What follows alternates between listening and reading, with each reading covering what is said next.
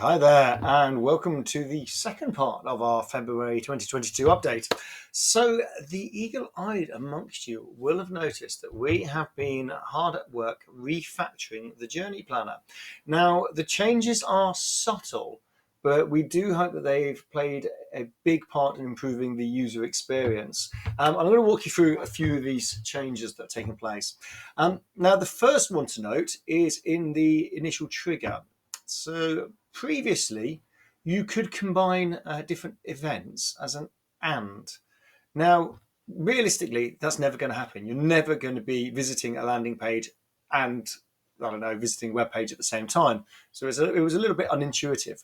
So what we've done now is we have changed it so the ands can only be combined with CRM filters. And again, this is slightly different. So in the past, what you'd have had to have done is you would have had to create a CRM filter in the second step. And then if it didn't meet that criteria, loop them back to the start of the journey so they don't go through the journey. Now, it's a lot simpler. All you're doing is saying visit the landing page, and let's just say, and job title contains director.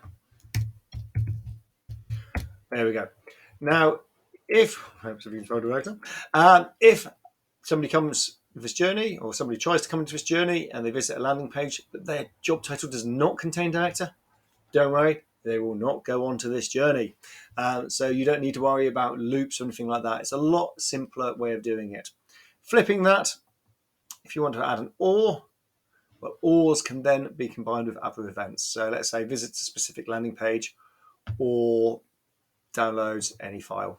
There we go. Okay. And that will then trigger that person onto this journey. So hopefully that's a lot more user-friendly and a lot more self-explanatory. Now, what we've done then as a consequence of those changes is we have removed the CRM filter from the options in the preceding triggers. So you see all of these trigger events are the same. But we looked at this and went, okay, these are events. These are all events. That's fine. That makes sense. But a CRM evaluation, a CRM filter is not an event. It is a filter. It's something Kulea does as opposed to something that the contact does. So we've moved the filter that was here and we've turned that into a step. You see over here in the top right corner, we now have steps. So steps are, steps, there we go, let's move it across, are things we can drop in after the initial trigger. And the filter here is a lot more user-friendly as a step rather than being contained in the triggers as we had before. You can see, because we're quite clever with this, you can apply the filter straight away, as in this one. So if somebody does this, check straight away to see if they meet your filter criteria. If they do, pass them through. But we've also added time conditions to these as well. So you can wait up to a specific date for them to, for example, become a director. You can wait up to end days, end working days. You can wait up to the following Monday, or again, you can just apply the filter immediately.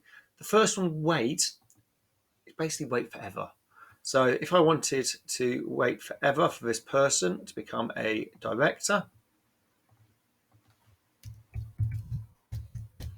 there we go. So visited the landing page. I'm just going to sit there waiting for a CRM update or a manual update for them to become a director. And the moment they do become a director, it might be a year from now, it might be 5 years from now, I'm going to send them a congratulatory email. Say, hey, congratulations on the promotion. So you can see how that would work. There we go. We've also removed some of the spurious knots to make sure that we can't accidentally trigger events from negative actions, like you haven't done something, because we're finding people not quite understanding the logic behind that. And we have also added those, let me just drop in some weights. I talked about this previously. We've expanded the hard weights and the conditional weights, so you now have weight and working days in there. And finally, what else have we done? We have now created a date range for sending your emails. So let's just say we've got this update come through. We're waiting for this person to become a director. Now, we might update the CRM 9 o'clock at night. Okay. Now, if we were to do that, at 9 o'clock, they would pass right through this step and they would receive an email at 9 o'clock at night. Might be fine. And that would be an immediate follow-up. But we're not going to do that. What we're going to do is we can say we're not going to send it out immediately. we'll wait until the next morning between the hours of 9 and 5 to send that email out. Well, let's say wait until 10:30, so they've read their emails. So you've got a lot more flexibility and you've got a lot more control about when that email is actually delivered, even though it's in an automated sequence. There we go. Hopefully it is a lot more intuitive this way. Hopefully you'll find it a lot more user friendly. And we are going to be adding more features and functions to the Journey Planner now that it's in a more usable place. And we hope that you find those useful as well. And obviously we'll keep you updated as those go by. Okay, speak soon. Thanks. Bye.